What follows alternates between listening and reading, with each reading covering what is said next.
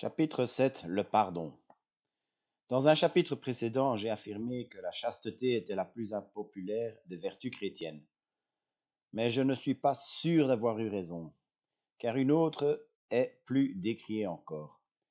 Elle est prescrite dans le commandement « Tu aimeras ton prochain comme toi-même ». Étant donné que, dans la morale chrétienne, le prochain s'applique aussi à nos ennemis, nous avons le terrible devoir de leur pardonner. Chacun reconnaît que l'idée du pardon est merveilleuse jusqu'au jour où on a quelque chose à pardonner, comme ce fut le cas pendant la guerre. Il suffisait de mentionner le sujet pour qu'il soit accueilli avec colère. Est-ce parce que les gens estiment cette vertu trop élevée ou trop difficile? Non, c'est parce qu'ils la trouvent haïssable et méprisable. Ils ajoutent même que de tels propos les rendent malades. Que ressentirais-je en effet si j'étais polonais ou juif et qu'on me suggérait de pardonner à la Gestapo? C'est bien ce que je me demande. De même, quand le christianisme m'enjoint de ne pas abjurer ma foi, même pour échapper à la mort sous la torture, je me demande vraiment ce que je devrais faire en pareille circonstance. Il ne s'agit pas ici de vous dire ce que je pourrais faire, très peu sans doute, mais ce qu'est le christianisme. Je ne l'ai pas inventé. Nous trouvons au cœur de cette foi: pardonne-nous nos offenses comme nous pardonnons aussi à ceux qui nous ont offensés. Par la moindre possibilité, ne nous est suggéré d'être pardonnés autrement qu'en pardonnant. Manifestement, si nous ne pardonnons pas, nous ne serons pas pardonnés. Il n'y a pas d'alternative. Que devons-nous faire? Ce sera difficile sans nul doute, mais je suggère deux attitudes possibles pour faciliter le pardon. Ce n'est pas par des calculs différentiels que nous débutons en mathématiques, mais plutôt par de simples additions. De même, si nous voulons réellement, il s'agit de vouloir vraiment, apprendre à pardonner, peut-être vaudrait-il mieux ne pas commencer par la Gestapo. Pardonnons d'abord aux conjoints, aux parents, aux enfants ou aux collègues, par leurs actes ou leurs paroles de la semaine écoulée. Ce serait déjà suffisant pour le moment. Nous pourrions essayer ensuite de comprendre exactement ce que signifie aimer son prochain comme soi-même. Je dois l'aimer comme je m'aime moi. Eh bien, comment se manifeste l'amour que j'ai pour moi? Maintenant que j'y réfléchis, je n'éprouve pas exactement de l'attirance ou de l'affection pour moi-même. Et je constate que je ne jouis pas toujours de ma propre compagnie. Aimer son prochain ne signifie pas, apparemment, éprouver de l'affection pour lui ou le trouver attirant. J'aurais déjà dû m'en apercevoir, car évidemment, on ne peut pas éprouver de l'affection pour autrui par ses propres efforts. Ai-je une bonne opinion de moi, estimant que je suis un chic type?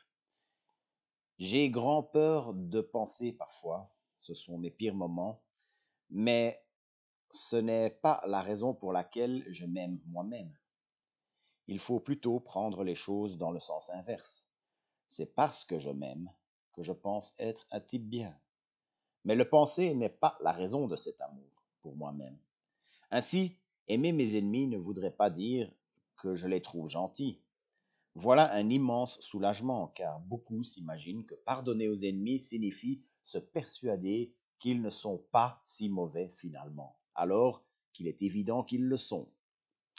Franchissons un pas de plus.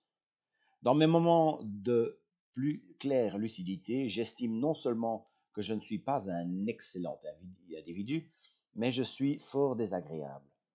Je me remémore avec horreur et dégoût certains actes que j'ai accomplis. Ainsi me serait-il permis d'exercer des actes accomplis par mes ennemis? Maintenant que j'y réfléchis, je me souviens d'enseignants chrétiens qui m'ont expliqué que je devais haïr les mauvaises actions d'un homme, mais pas l'individu lui-même. Haïr le péché, mais pas le pécheur. Fort longtemps, j'ai pensé que c'était là un distinguo stupide, et que c'était là un distinguo stupide qui coupait les chevaux en quatre. Comment peut-on haïr ce qu'un homme fait sans haïr l'individu? Or, bien des années plus tard, il m'est venu à l'esprit qu'il y a un homme que j'ai toujours traité ainsi. C'est moi-même. Quel qu'ait pu être le dégoût de ma lâcheté, de mon orgueil ou de ma cupidité, j'ai toujours continué à m'aimer sans la moindre difficulté. D'ailleurs, la raison même de ma haine pour certains de mes actes était justement que j'aimais l'homme. Parce que je m'aimais, j'étais fâché de découvrir en moi ses défauts. Le christianisme ne désire donc pas que nous réduisions d'un atome la haine que nous éprouvons pour la cruauté et la perfidie. C'est un devoir de les haïr. Il n'y a pas un mot à supprimer de ce que nous avons dit à leur sujet. Mais il convient aussi de les haïr de la même manière que nous détestons nos propres mauvaises actions. Être attristé des multiples fautes de notre prochain, mais croire toujours que d'une façon ou d'une autre, il en sera guéri et reviendra plus humain. Voici le vrai test de l'amour. Supposons qu'un article de journal relatant d'odieuses atrocités nous tombe sous les yeux, mais que la réalité se révèle moins révoltante que ne le dit le journaliste. Quelle sera notre première réaction? Merci Seigneur, ils ne sont pas aussi mauvais que ça.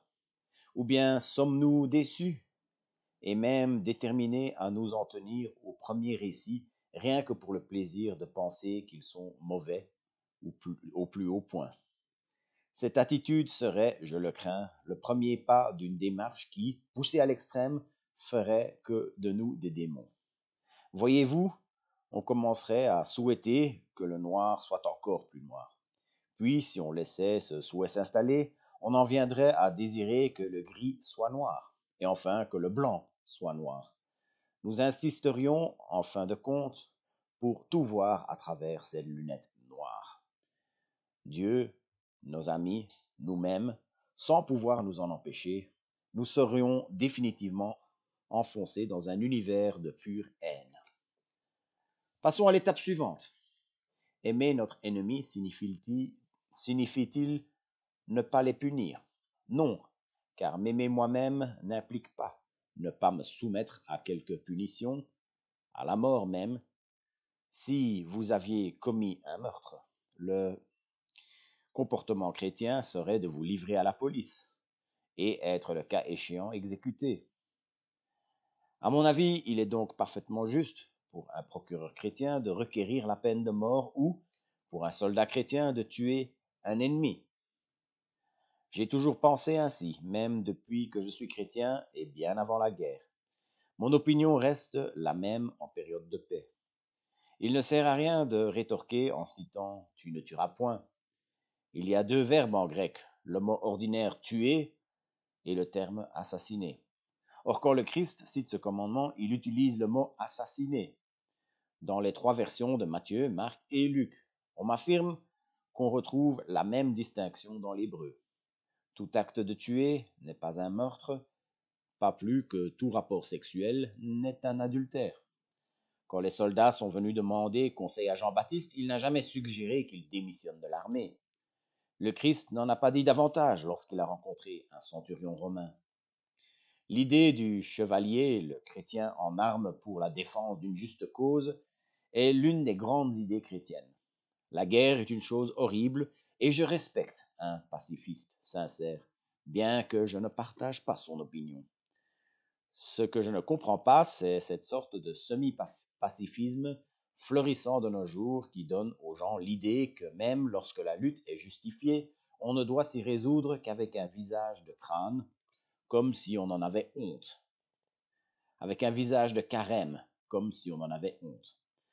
Ce sentiment prive quantité de jeunes chrétiens aux armées d'un droit fondamental qui accompagne tout naturellement le courage, le droit à une sorte de gaieté à agir sans réserve.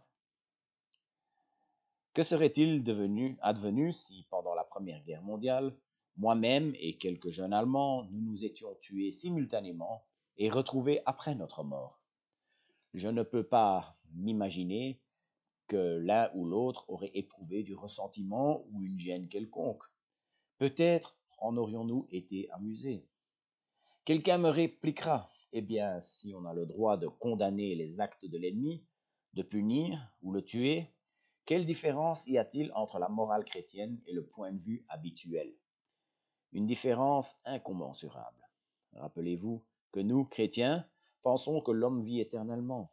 Ce qui compte donc vraiment, ce sont les petites empreintes, ces marques au plus profond de notre âme qui la changent à la longue en une créature céleste ou diabolique. Nous pouvons tuer si nécessaire, mais sans haïr ni jubiler de haine. Comme nous pouvons châtier, comme nous pouvons châtier sans y trouver du plaisir. En d'autres termes, ce sont les sentiments de rancune et de vengeance qui doivent être tués en nous, sans prétendre qu'ils puissent être extirpés à l'instant même. Il faut adopter à leur encontre une démarche particulière. Chaque fois qu'une telle tentation montre le bout du nez, jour après jour, année après année, toute notre vie, il faut la combattre. C'est une tâche difficile, mais la tenter n'a rien d'impossible. Même quand nous châtions et que nous tuons, essayons d'éprouver pour l'ennemi les sentiments que nous éprouvons pour nous-mêmes. Souhaiter qu'il ne soit pas mauvais, espérer qu'il soit guéri, dans ce monde ou dans l'autre. En un mot, vouloir son bien. C'est là ce qu'entend la Bible par aimer son prochain, aimer son ennemi, lui souhaiter du bien et non pas éprouver un semblant d'affection ni prétendre qu'il est sympathique alors qu'il ne l'est pas. Ceci implique, je l'admets, d'aimer les gens qui n'ont rien d'aimable. Mais a-t-on soi-même quelque chose d'aimable? On s'aime précisément parce qu'il ne s'agit pas de soi-même. Or Dieu désire que nous aimions tous les autres, eux-mêmes, pour la même raison et de la même façon. Il nous a donné notre propre expérience par rapport à nous-mêmes comme exemple à suivre. Appliquons donc cette règle aux autres. La tâche sera plus facile. Et si nous nous rappelons que c'est ainsi que Dieu nous aime, non en raison de certaines belles qualités que nous pensons posséder, mais parce que nous sommes ce qu'on appelle nous-mêmes, car nous sommes ce qu'on appelle le nous-mêmes, car il y a en fait rien d'autre à aimer en nous, nous qui nous complaisons tant dans la haine. D'y renoncer serait comme renoncer au plaisir de fumer ou de boire.